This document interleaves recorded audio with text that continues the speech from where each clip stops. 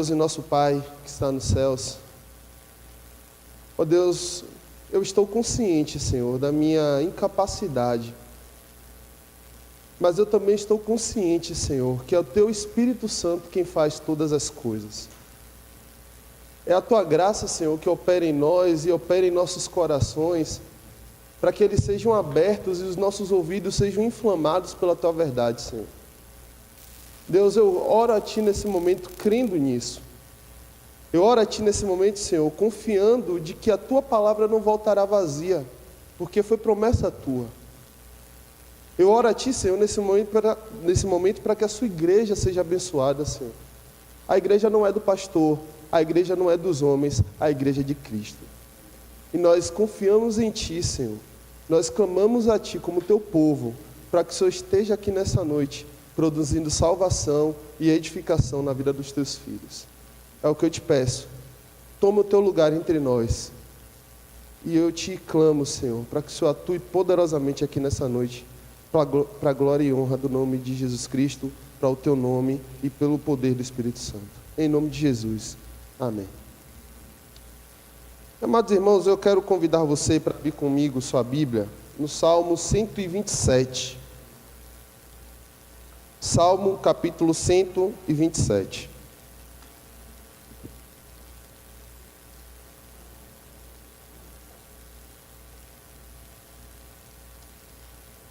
Salmo capítulo 127.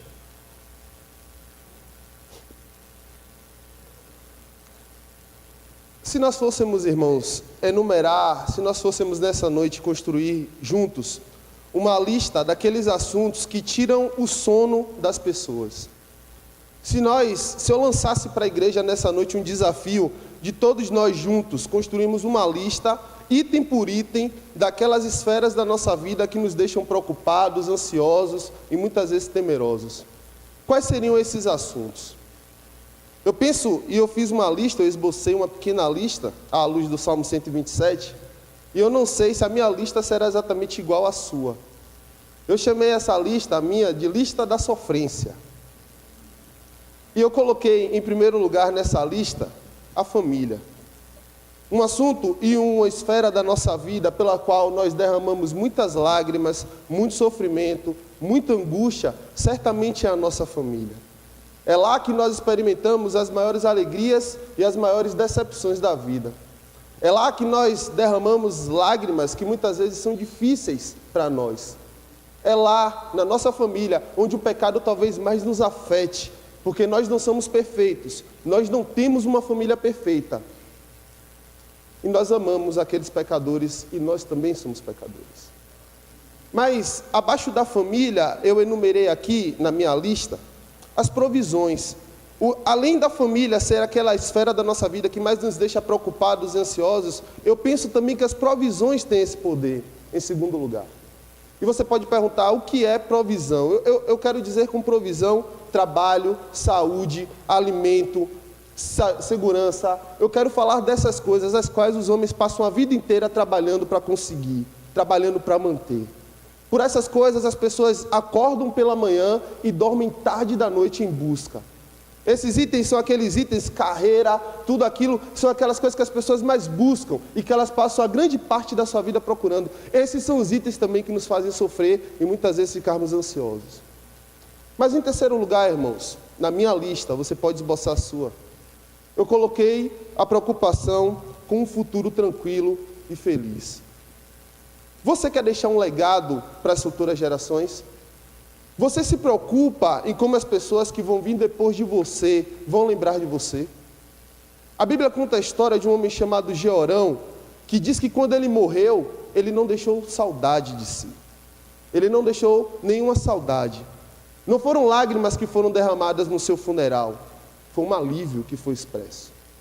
Então, na minha pequena lista aqui, eu coloquei esses três assuntos: família, provisões e um futuro tranquilo e feliz. Se você olhar comigo o Salmo 127, o salmista fala exatamente sobre esses três assuntos. E eu quero meditar com meus irmãos nessa noite. Na busca, irmãos, para satisfazermos essas áreas da nossa vida, muitas vezes corremos um grande risco, muitas vezes cometemos um grave erro, que é o erro de deixar Deus de fora. É o erro de nós pensarmos que é o nosso esforço, que é o nosso compromisso, que são as nossas qualidades que vão garantir para nós sucesso nessas áreas. E o salmista, quando olhou para tudo isso, ele disse: essa busca é inútil sem Deus. Essa busca de se realizar é vã sem Deus. E eu quero meditar com vocês nessa noite sobre esse tema: quando tudo é em vão. Quando tudo é em vão. Vamos fazer a leitura do Salmo 127. A Bíblia começa dizendo assim: todo bem procede de Deus, é o título da minha Bíblia. Cântico de romagem, de Salomão. Se o Senhor não edificar a casa, em vão trabalha os que a edificam. Se o Senhor não guardar a cidade, em vão vigia a sentinela. Inútil vos será levantar de madrugada, repousar tarde, comer o pão que penosamente granjeastes. Aos seus amados ele o dá enquanto dorme. Herança do Senhor são os filhos, o fruto do ventre, o seu galardão. Como flechas na mão do guerreiro, assim os filhos da mocidade. Feliz o homem que enche deles a sua aljava, não será envergonhado quando pleitear com os inimigos à porta. Quero convidar você para ler comigo o versículo 1, todos juntos. Se o Senhor não edificar a casa, em vão trabalha os que a edificam. Se o Senhor não guardar a cidade, em vão vigia a sentinela. Amém. Irmãos, em primeiro lugar eu quero destacar para vocês o pano de fundo desse salmo. Você notou que o título da sua Bíblia, na minha Bíblia o título é o seguinte: Cântico de romagem. Você que é um pouco mais velho do que eu, um pouco que nasceu antes de mim, você sabe muito bem o que é uma romaria. Eu vi poucas romarias na minha vida. Talvez alguns irmãos aqui tenham visto mais. Pessoalmente, eu me lembro de apenas uma romaria. A romaria é aquele grupo de pessoas que coletivamente se dirigem a um local, porque é lá naquele local que eles vão adorar, vão prestar culto àquela pessoa, àquela personalidade que eles adoram. Era exatamente isso aqui que acontecia nesse tempo, irmãos. O povo de Israel precisava ir a Jerusalém pelo menos 3 vezes por ano. Existiam 3 festas que eles eram obrigados a se dirigir a Jerusalém, ao templo de Jerusalém: a Páscoa, a festa do Pentecostes e a festa dos Tabernáculos. Todo judeu precisava ir a Jerusalém para essas 3 festas. E eu quero que você tenha em mente o seguinte: pense, uma família com muitas pessoas, com animais que eram levados para o sacrifício, com alimento sendo guardado na viagem, precisando dormir ao relento, precisando passar por ameaças, por perigos de assalto, perigo nas estradas, perigo de passar fome. Pense, aquele grupo de pessoas caminhando rumo a Jerusalém. Eles vinham de todos os lugares de Israel que você pode imaginar. E eles vinham cantando esses salmos. Vá comigo ao Salmo 120, por favor.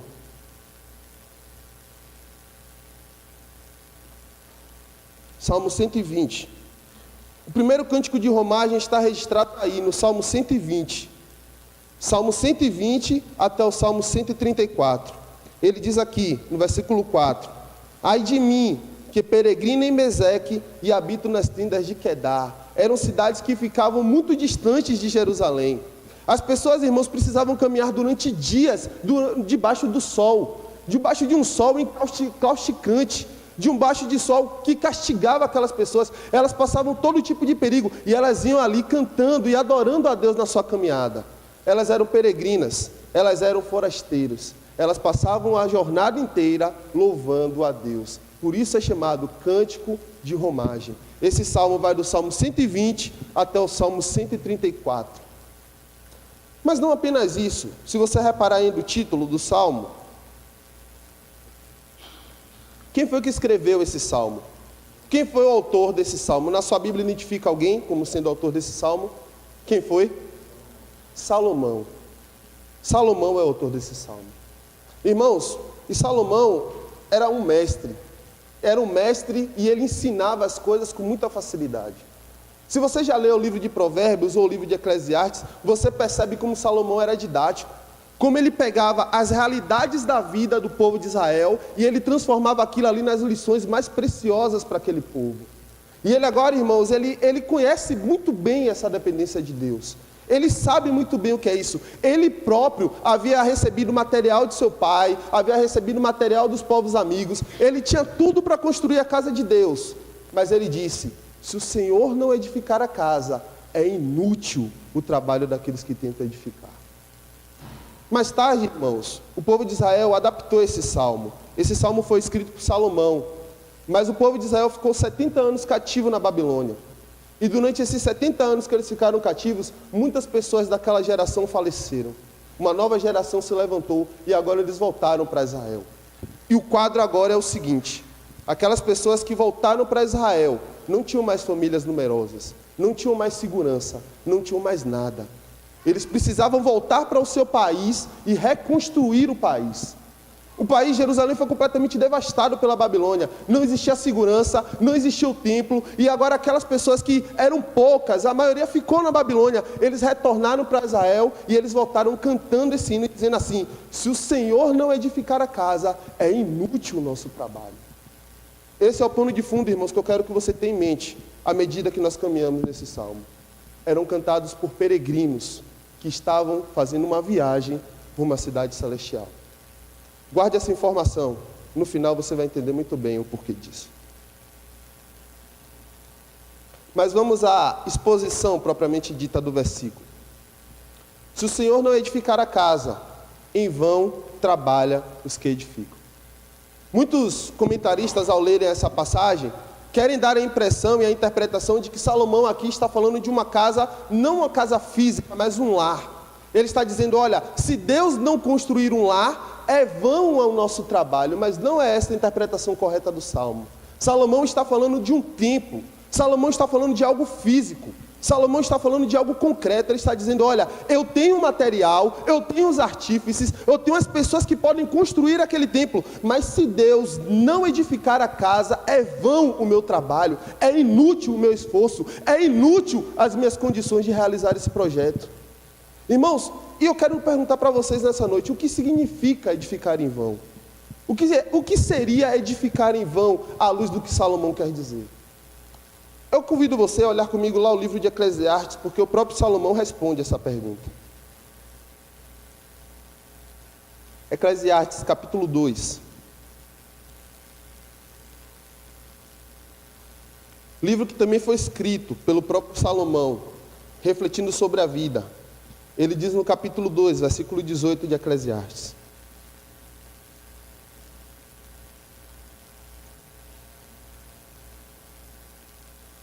todos acharam?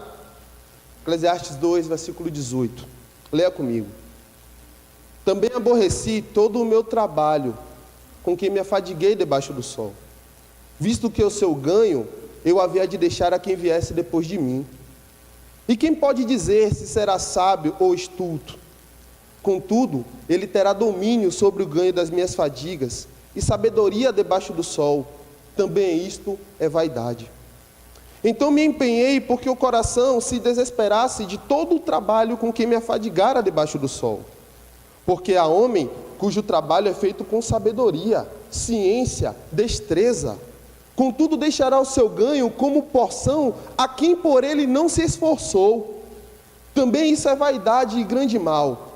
Porque tem um homem de todo o seu trabalho e da fadiga do seu coração, em que ele anda trabalhando debaixo do sol. Porque todos os seus dias são dores, e o seu trabalho desgosto. Até de noite não descansa o seu coração. Também isso é vaidade. Nada melhor para o homem do que comer, beber e fazer o que a sua alma goze do bem do seu trabalho. No entanto, vi também que isto vem da mão de Deus. Pois separado deste, quem poderá comer ou quem poderá se alegrar? Porque Deus dá sabedoria, conhecimento e prazer ao homem que lhe agrada. Mas ao pecador Deus dá trabalho para que ele ajunte e amontoe, a fim de dar àquele que agrada a Deus. Também isso é vaidade e correr atrás do vento. Eu não sei se você percebe a gravidade das palavras de Salomão nesse capítulo aqui de Eclesiastes. Ele está dizendo o seguinte: há pessoas que passam a vida inteira trabalhando, mas ela não desfruta do que ela consegue. Ela não desfruta do fruto do seu trabalho. Ela não tem prazer naquilo que ela conseguiu. São pessoas, irmãos, que fazem do trabalho o seu Deus, que fazem do trabalho a única obrigação nessa terra. Elas acordam de manhã e elas dormem tarde, pensando no trabalho. E Salomão está dizendo, olha, desfrutar do trabalho, desfrutar daquilo que eu consegui, é um dom de Deus. Porque o pecador, ele trabalha e ele junta para que o Filho de Deus desfrute. Irmãos, isso é verdade acerca de tantas pessoas aqui. Quantas pessoas nós conhecemos que trabalham e não desfrutam daquilo que têm. Estudam, trabalham, mas não têm prazer nas coisas que conseguiram. É isso que Salomão diz por edificar em vão. É como a Torre de Babel. Os homens tinham os melhores recursos, tinham os melhores engenheiros, mas Deus não estava no projeto deles. Deus não estava presente naquele plano. Irmão, isso aqui é uma lição para nós também. Você já se perguntou se Deus está presente naquilo que você anda fazendo? Você já se perguntou se nos seus projetos Deus faz parte deles?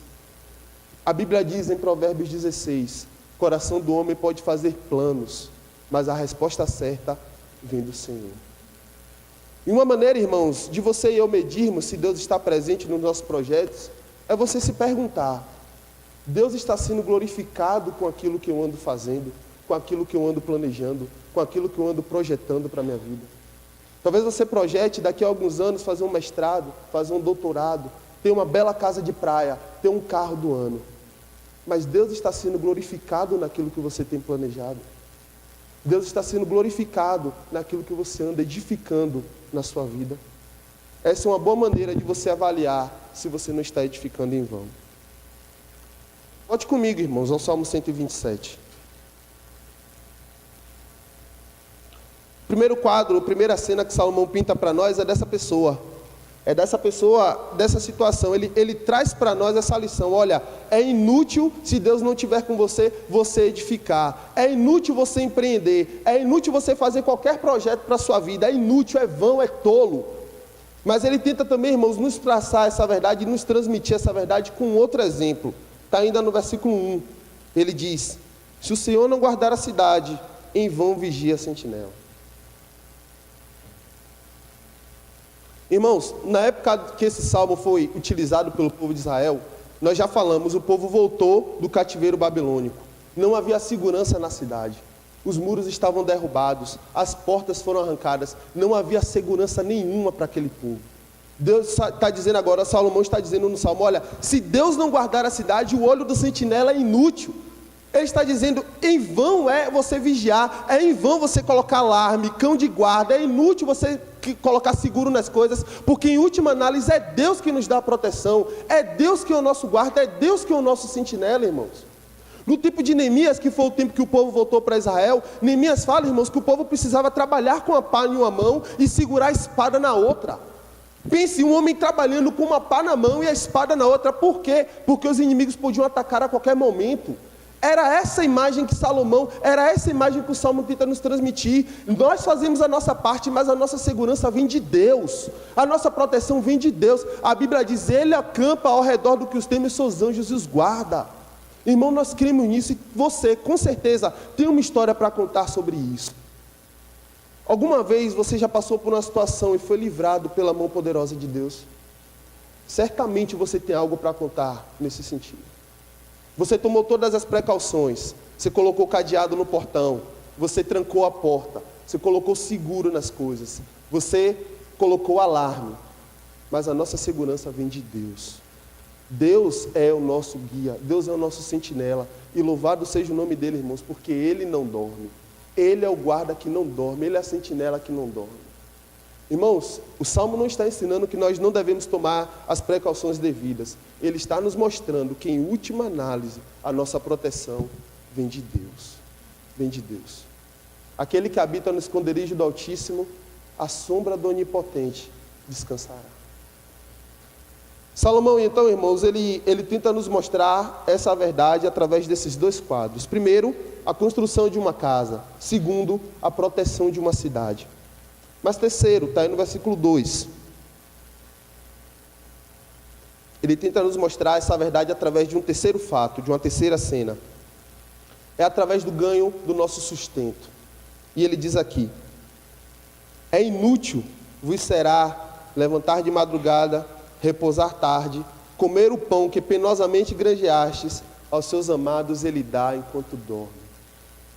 Você conhece alguém que gosta de acordar cedo, que gosta de dormir tarde? Você conhece alguém que gosta de acordar tarde, que gosta de dormir cedo? Normalmente quem acorda cedo, dorme cedo. Quem acorda tarde, dorme tarde. Essa é a regra. Mas aqui nós temos uma pessoa que é digna dessa proeza. É um trabalhador que não dorme porque ele se preocupa com o seu trabalho. Salomão diz aqui, olha, é uma pessoa inútil que vai ser para você levantar de madrugada e acordar cedo, porque Deus dá àqueles a quem Ele ama enquanto eles dormem. Eu preciso fazer um parêntese aqui, irmãos, para dizer que o Salmo não está ensinando a preguiça. É pecado você depender dos outros e ser um peso para os seus irmãos quando você poderia estar trabalhando. Isso é errado, a Bíblia é contra isso. A Bíblia não defende a preguiça. O contraste aqui não é entre um homem trabalhador e um homem preguiçoso. O contraste aqui é entre dois trabalhadores. Mas um trabalhador que depende de Deus e um trabalhador que confia nos seus esforços para conseguir suas coisas. Salomão está dizendo, é inútil você levantar cedo, é inútil você dormir tarde, é inútil você perder seu sono, porque Deus dá aos seus amados enquanto dorme. Irmãos, isso é verdade na minha vida e na sua. Isso é verdade na vida do povo de Deus, irmãos. Nós, por muitas vezes, temos passado por situações em que a provisão não está perto de nós. Em que todas as nossas expectativas e todos os nossos recursos já se esgotaram. Todos aqueles planos que nós fizemos em termos financeiro, material, terreno, tudo aquilo já foi por água abaixo. E nós não temos mais solução a dar. É então que Deus se apresenta diante de nós e diz, eu sou o Deus da provisão, filho meu. Aos seus amados irmãos, Ele dá enquanto dorme.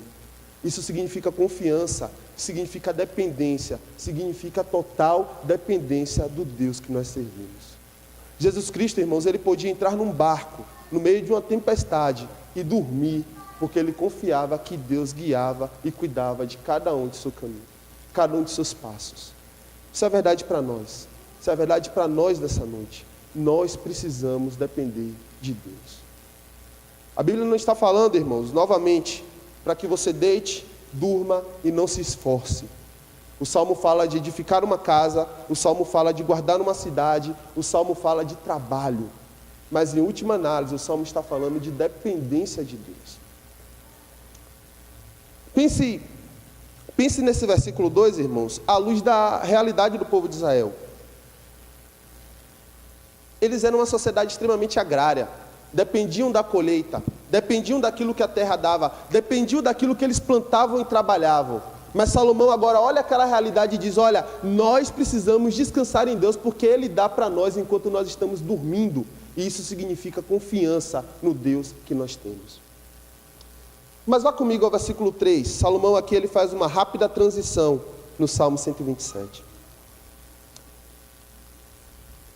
Ele já nos mostrou, irmãos, a necessidade de confiarmos em Deus, para edificarmos uma casa, para guardarmos uma cidade, para trabalharmos, e agora ele nos mostra a dependência de Deus em relação à nossa família. Ele fala no versículo 3, herança do Senhor são os filhos, o fruto do ventre, o seu galardão. Irmãos, esse salmo aqui, ele fala tanto sobre a família, ele fala tanto ao nosso coração, que em Israel, até os dias de hoje, ele é utilizado em ocasião de nascimento de bebês, até hoje.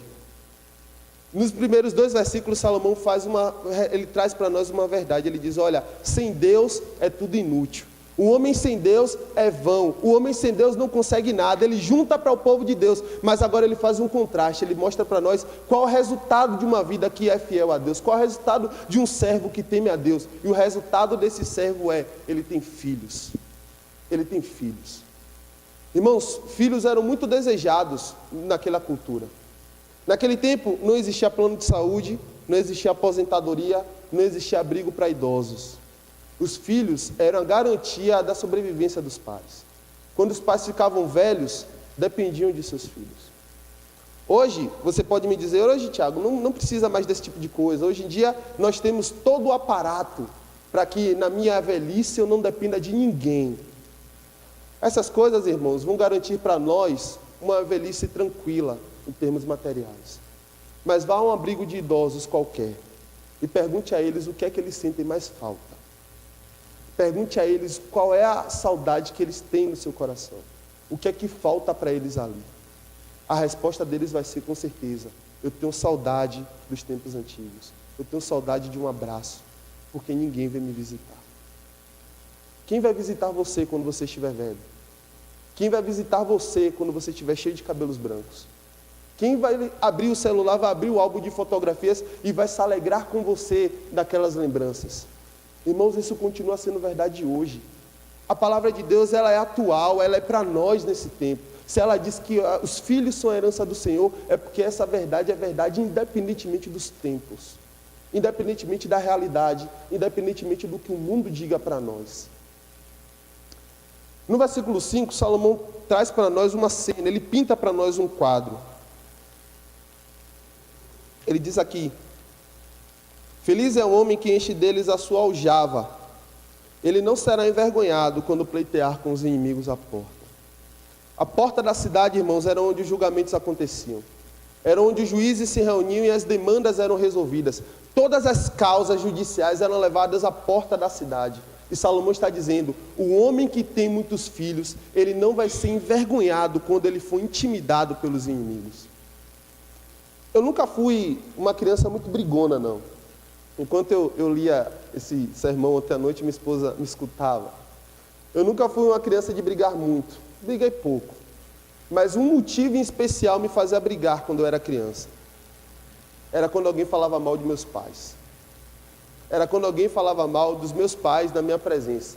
Era o único motivo que eu brigava. E eu brigava feio. Irmão, Salomão está pintando mais ou menos, está tentando trazer para nós essa ideia aqui.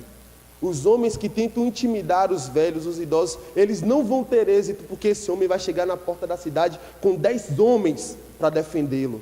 Com 10 homens, com 10 mulheres, com um exército de filhos, porque ele na sua mocidade criou filhos para Deus, criou filhos piedosos, criou filhos tementes a Deus. Irmãos, o Salmo 127 é muito precioso, é muito atual. Ele fala para nós que o nosso esforço, a nossa diligência, a nossa deliberação em conseguir coisas nesse mundo vai ser um fardo inútil se nós não tivermos Deus ao nosso lado.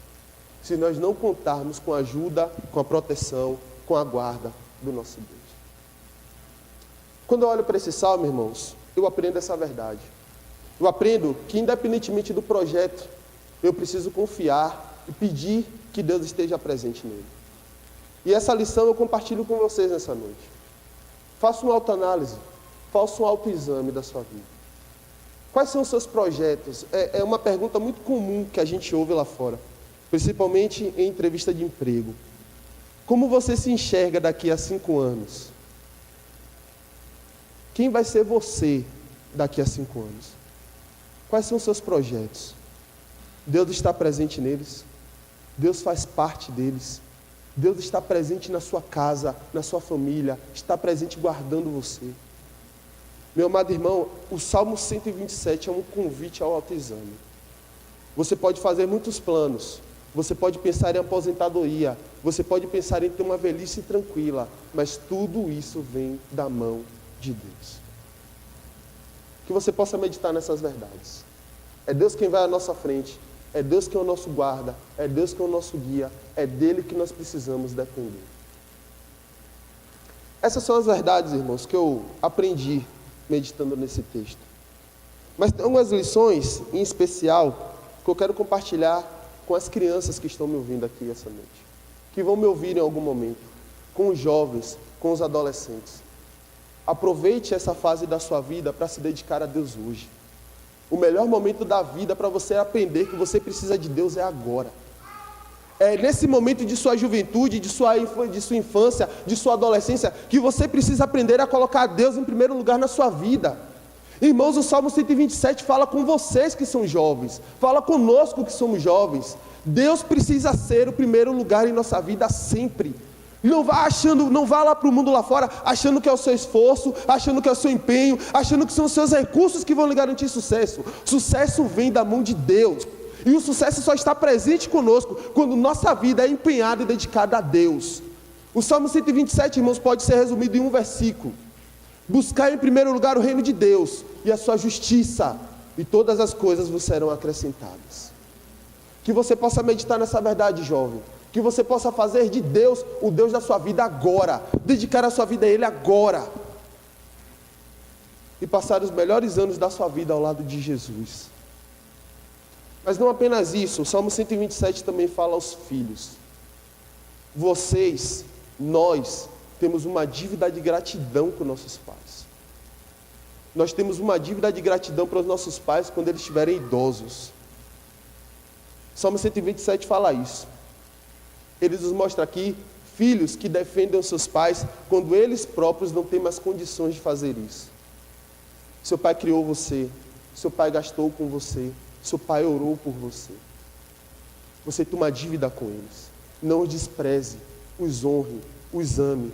Apresente-os diante de Deus em oração. Não desista da salvação deles. Clame a Deus se eles não forem convertidos, para que a sua família inteira possa morar no céu. Mas o Salmo 127 também, irmãos, fala aos pais, aos professores e aos líderes de crianças. Nós temos um ministério infantil na nossa igreja que trabalha muito, louvado seja Deus por isso. Nós temos vários projetos que envolvem crianças aqui. Irmãos, nós precisamos orar pelas nossas crianças. Nós precisamos aprender a incentivá-las, a admoestá-las, a exortá-las no caminho do Senhor. E nós só vamos conseguir, irmãos, fazer isso quando nós formos crentes de verdade. Pais divididos, pais que não temem a Deus, pais que têm um coração dividido entre Deus e o mundo, são pais que normalmente fracassam na educação de seus filhos. Para você criar filhos piedosos, você precisa amar a Deus. Para você criar filhos piedosos, Deus precisa ser o maior tesouro da sua vida. É o bem mais precioso que você tem. E seu filho, vendo esse exemplo em você, a Bíblia diz que até quando ele for velho, ele não vai se esquecer disso. Fala aos pais o Salmo 127. Fala aos filhos o Salmo 127. E a última pergunta, irmãos, que eu quero fazer a título de aplicação é: você já se perguntou se Deus está presente nos seus projetos? Você que é salvo e você que não é salvo. Deus está presente na sua vida. Deus é presente nos seus planos. Meu querido amigo, você que me escuta e talvez ainda não tenha tido encontro real com Jesus, você não vai encontrar sentido na vida, a menos que Deus seja o número 1 nos seus planos. Não é porque nós utilizamos Deus para alcançar alguma coisa, mas porque é somente Ele que dá sentido a tudo aquilo que nós fazemos aqui. Então, em nome de Jesus hoje, entregue a sua vida a Ele. Entregue sua vida a Cristo. Nós cantamos aqui, nós olhamos para a cruz e para a cruz nós vamos, porque Deus com amor gentil nos atraiu, nos escolheu, nos amou. Nessa noite, faça uma resolução, entregue sua vida a Jesus. Os seus planos terão sentido, seus projetos terão grande sentido para você e você poderá se realizar, porque Deus precisa ser tudo em nós. Mas o Salmo 127, irmãos, também fala àqueles que não podem ter filhos.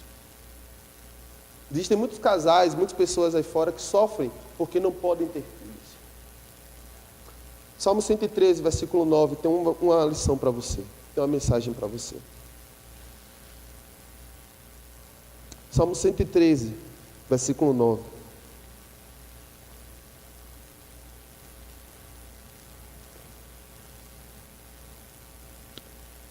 Falando sobre Deus, o salmista diz: Ele faz que a mulher estéril viva em família e seja alegre mãe de filhos.